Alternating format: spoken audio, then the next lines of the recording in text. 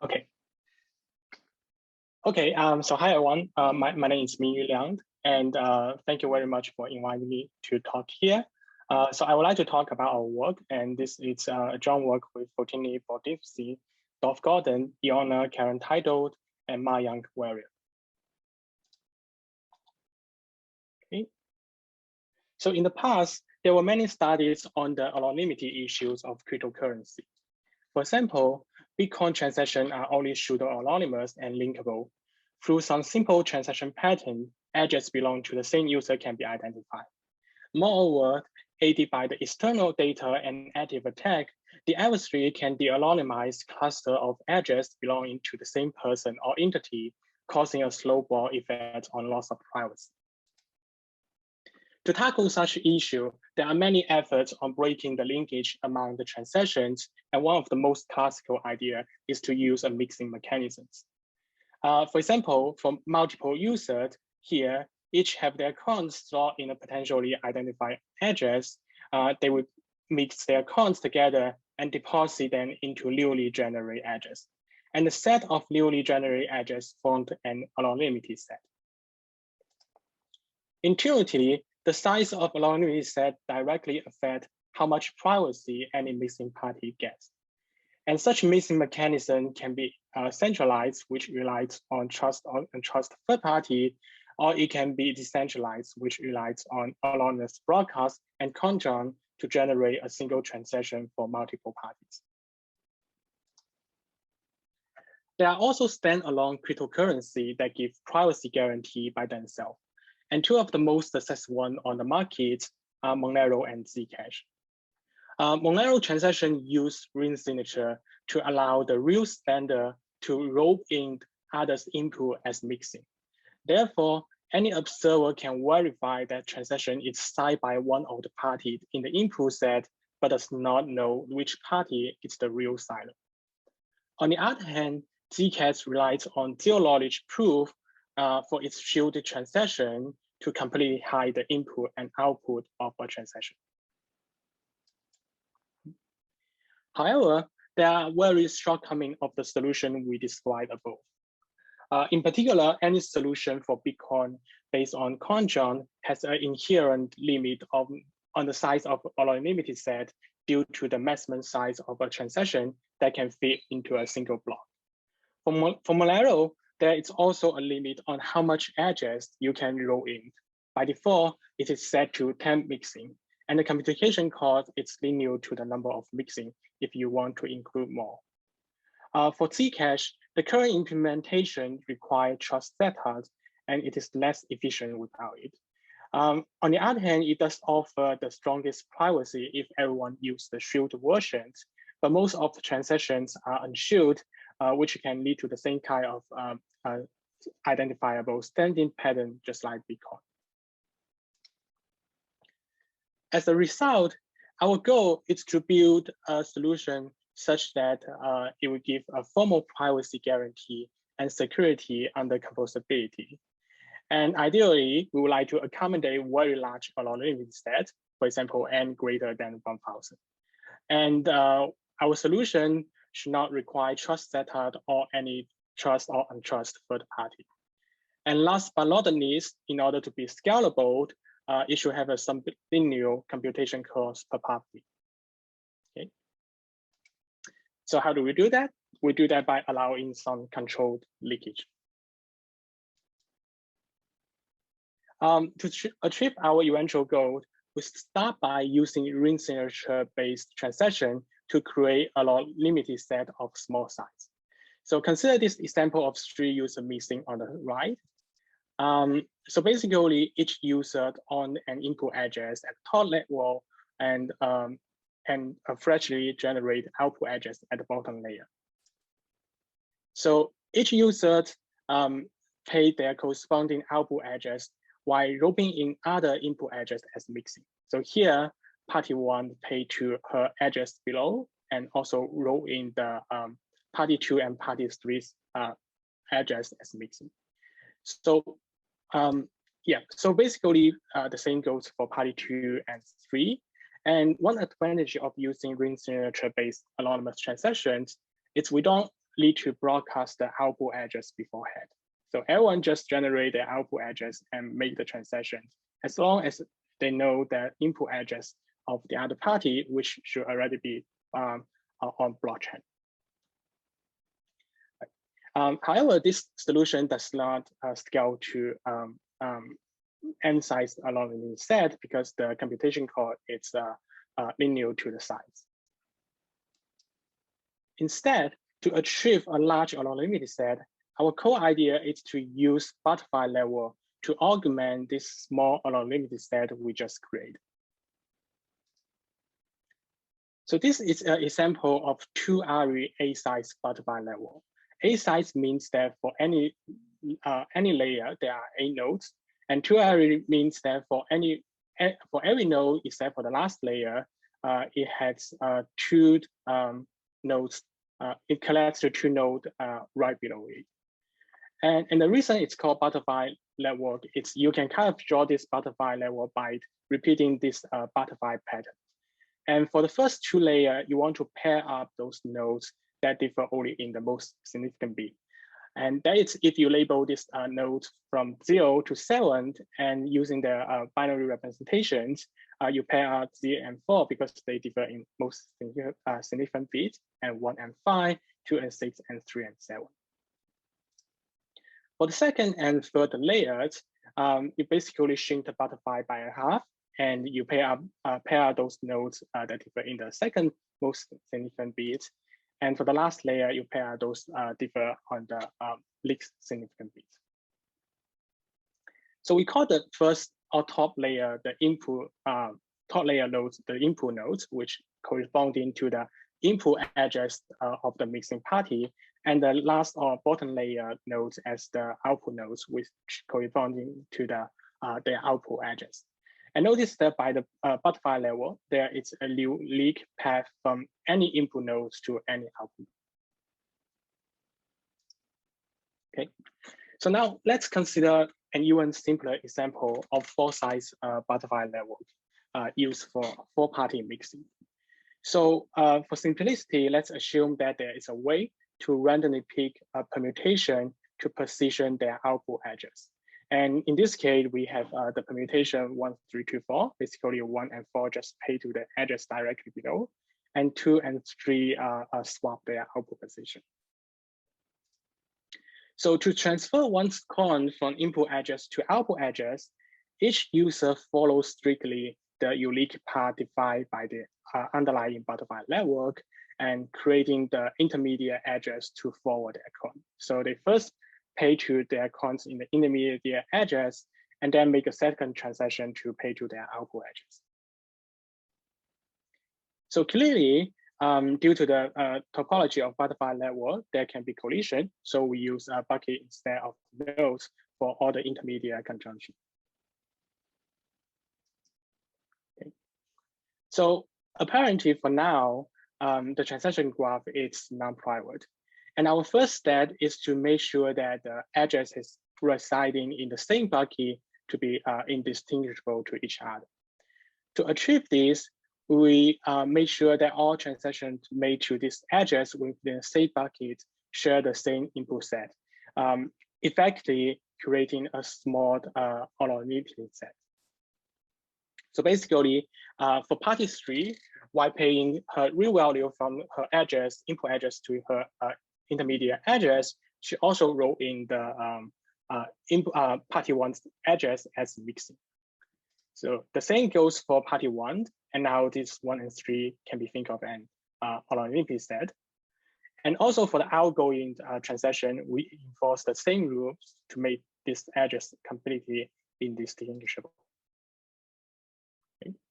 So in the end, the only remaining leakage here it can be represented as the number of addresses within each bucket, or simply the intermediate layer bucket nodes. However, this leakage can still tell you something about the underlying permutation that is used.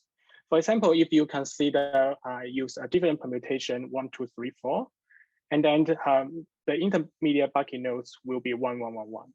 Basically, everyone just use the bucket directly below them to pass their coin. To resolve this, we randomize the leakage by adding noise. Moreover, to avoid excessive amount of noise, we borrow the elegant idea from differential privacy, and we only require enough noise to hide between labeling permutation rather than any arbitrary permutation. So for labeling permutations, we mean for pi and pi, they are labeled if and only if they have a swap distance of 1, where the swap distance denotes the minimum number of exchange of 2 elements of pi required to produce pi. So like here, we have permutation 1, 3, 2, 4, and if we swap 2 and 3, we get 1, 2, 3, 4, which is one of the label permutation of pi.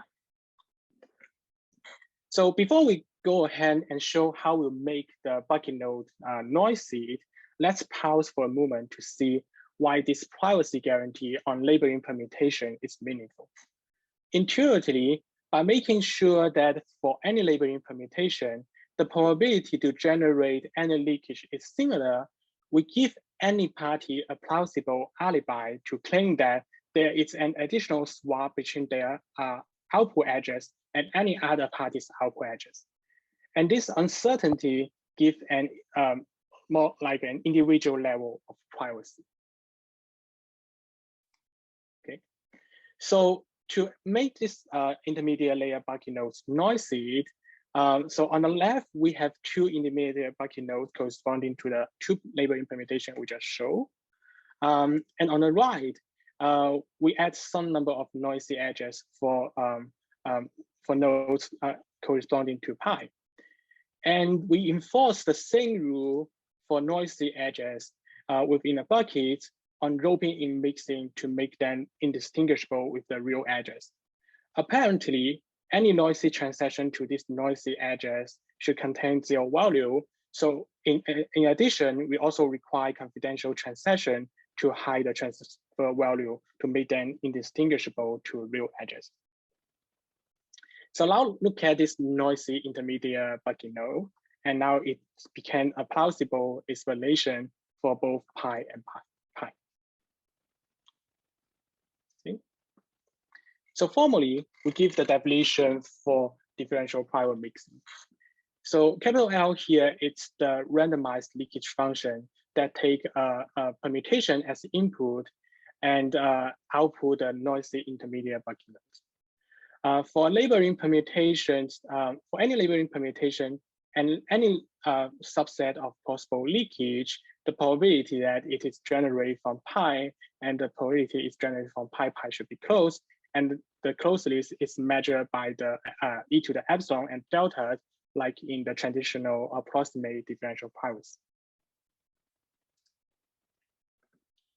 So what the leakage function does, it's essentially sample the number of a certain amount of noisy edges for each bucket and from a negative binomial distribution and add them to the number of real edges. And the reason we use negative binomial distribution instead of Laplacian distribution or Gaussian distribution, which are commonly used in classical differential privacy, it's that negative binomial distribution has 2 nice properties that fit into our scenario. So first of all, unlike what the name might suggest, negative binomial distribution actually have non-negative integer support.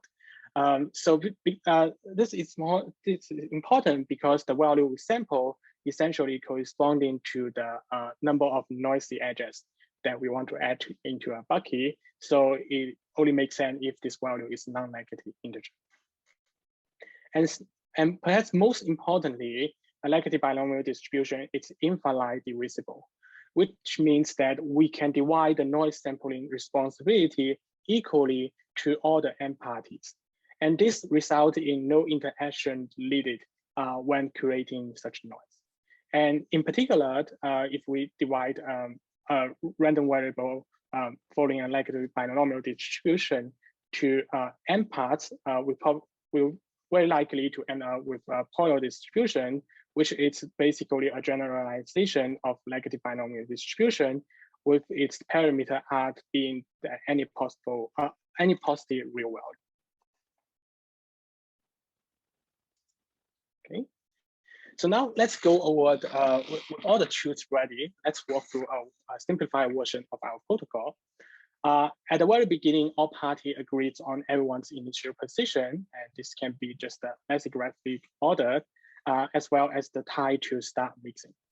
And our protocol do not rely on additional anonymous broadcasts, so each party independently choose an output position.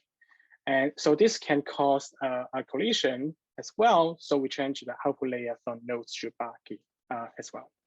And we apply arbitrary type breaking to determine the unique permutation.